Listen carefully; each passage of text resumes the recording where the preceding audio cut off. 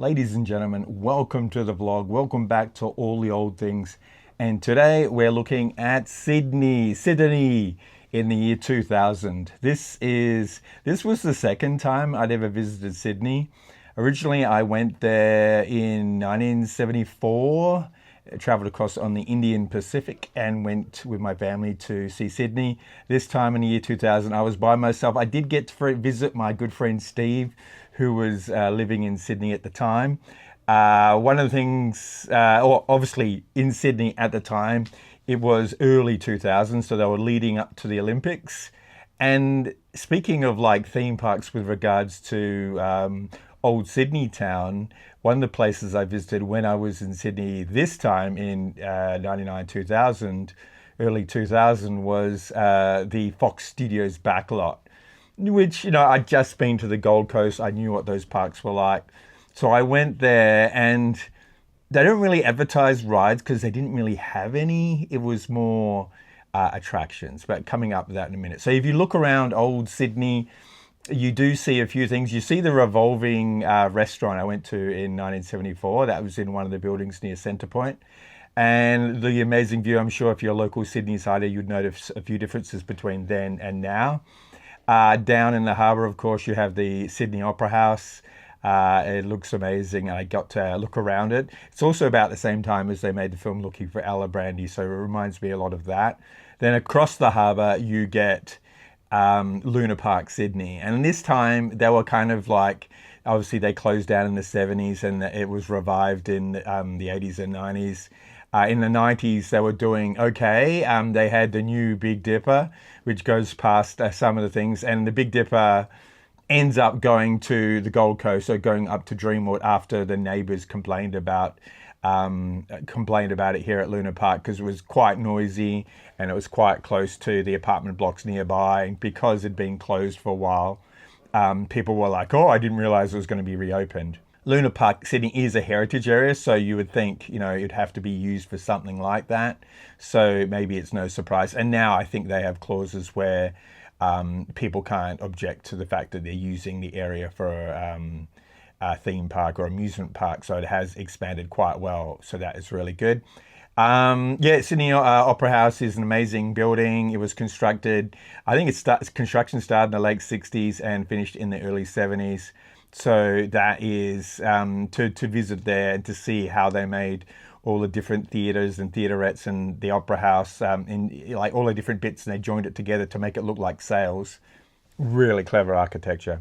And whenever I visit Sydney to visit there is really good. And the next thing I visited was, I was staying in King's Cross at the time. So it was just around the corner to Fox Studios Backlot. And that's probably the reason why I ended up going there and not to Australia's Wonderland or Sydney's Wonderland. So Fox Studios Backlot is it was the theme park or, amusement entity or whatever that was connected to the Fox Studios. And the Fox Studios opened up in the late 90s. They had things like The Matrix filming there, which is really weird because you can watch the Matrix films and go, oh, that's that building in Sydney. You can tell it's Australian background, even though it's made to look very dark and mysterious. And they had a large collection of cinemas there. So they used the old, was where they had their royal show for many years and near the cricket ground. So they used the old area there quite cleverly. They've kind of built it into that. So you had restaurants and other attractions, and they had the cinemas, which I saw Bowfinger there. And then you come around further and you get to the gate, which is where the footage starts. You get to the gate of Fox Studios Backlot. This footage I've actually put up before, and it was actually copied really weirdly enough. I was having my lunch break one time, and I looked at my phone and went, oh, that footage looks a lot like my footage from Fox Studios Backlot. And it was. They did actually credit me personally. They actually credited me personally, which is really good. The Fox Studio Backlot, you kind of walk along. Once again, it's continuing that circular area, which I imagine if they ever sold off Perth Royal Showgrounds in Claremont, maybe they could do something similar. They have a film studios, but we've just got a film studios in Perth, or just out of Perth at Whiteman Park, which is exciting. So they've used the old show pavilion areas, and they've put in like theater shows, so you could see like musicals. It was very much in the style of Strictly Ballroom. You had Titanic experience. So just there's a quick shot there of the Titanic sign. But basically, it was an experience where you go into the building. You're split into two groups, and one group might be the ones that survive, and one of them might be the ones that die out in the ocean. Anyways, the group I was in, so you start in there and all of a sudden you hear like sounds and like water going through and, red alert, evacuate kind of thing. And then we were like, basically, I think, like it's very much stop and start, like end scene, cut, start, that kind of movie kind of attraction.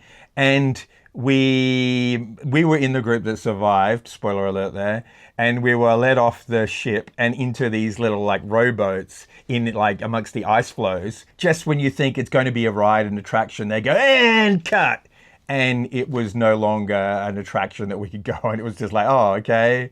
We sat in the thing. We thought, oh, we were going to go somewhere to survive the Titanic. And that was the end of the attraction. It was exciting. It was probably the best thing there. But, you couldn't really film it. And, that was it. You didn't actually move anywhere. That's the problem, is these attractions. People thought it was a fully fledged theme park, and it wasn't. Compared to Movie World at the time, it was nothing like that. Like Movie World back in the 90s had a lot more attractions where you could experience it, or theater style attractions. Now it's more rides. The problem with this place is they had just attractions and no rides at all. You could meet people like there was an Edward Scissorhands kind of like lookalike. There was also a young lady there who apparently ends up being quite famous in real life. She ends up being one of those shows out in the western suburbs of Sydney or something, and people were recognizing her in the comments, which is really cool. And there was also, I saw other weird things there too. Like there was, I kind of remember, I think maybe in the queue for the Titanic, there was like this robotic face or graphic face that you could interact with. Like, first it's kind of looking, and then you realize it can see you. And this kind of technology ends up being used in like Donkey at Universal Studios, Stitch at Disneyland. Those kind of attractions obviously built on this early technology where the person who was animating the character could see you and hear you and interact with you, which was very cool. There was the Simpsons attraction. So this was mainly based, it was like a Simpsons Quickie Mart kind of facade. And you kind of go into the building into large groups and you kind of walk in there and it's like, it's the artwork, which was nice. And some video shots of like from the Down Under episode of The Simpsons. So that's what the Simpsons attraction basically was. And maybe you had a host that kind of brought you through and they kind of interacted with the cartoons a little bit. So that was okay. And then the main part was there was like behind the scenes tour, and they had a lot of like artwork and sets from like Babe, Pig in the City 2, which is the really unsuccessful dark Babe film. So there was that, and they had lots of other kind of behind the scenes kinds of things. It looked okay, it was, different. And yeah, the whole thing was very Baz Luhrmann-esque. It was very like, haha, we're Sydney, this is a theme park. And Sydney hasn't had the best of luck with theme parks, with Sega World also around that time. And like I said, Sydney's Wonderland around then also disappearing and crashing. So, and Old Sydney Town, which had gone to probably my first theme park experience in Australia, has come and gone many times. I think it's up for sale again. So if you want to buy an old theme park area, Old Sydney Town, check it out. The last thing we see is Homebush, and we went to the big stadium. So we caught the train out to out west, and this is the new setting for not only for the Sydney Olympics, but also it was a new setting for their showgrounds. So you had to catch the train all the way west.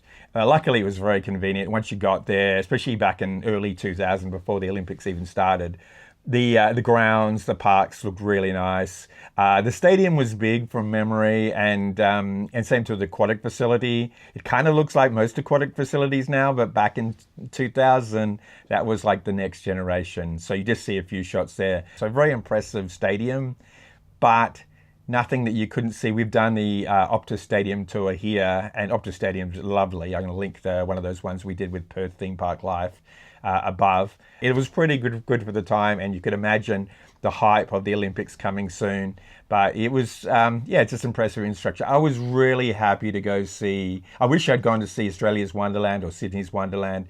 It only existed for another 3 or 4 years after that, but I didn't know that at the time. And I haven't had a chance to go back to Sydney since then, so maybe I'm overdue for a visit. But yeah, to see Fox Studios Backlot, I even have the key ring around here still, so I still have my souvenir from Fox Studios Backlot. It was a really weird experience. It's almost like a tax write-off because it would have cost, even if it wasn't as good as the other theme parks, it still would have cost a couple $100 million to make. And they took taxpayer dollars to help make that. So yeah, pretty disappointing. I think the area still exists because it's still used as the film studios, and there's still a lot of like really famous films made there.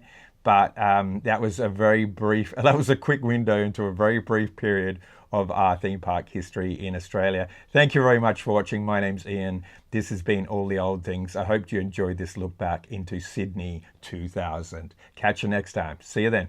Bye.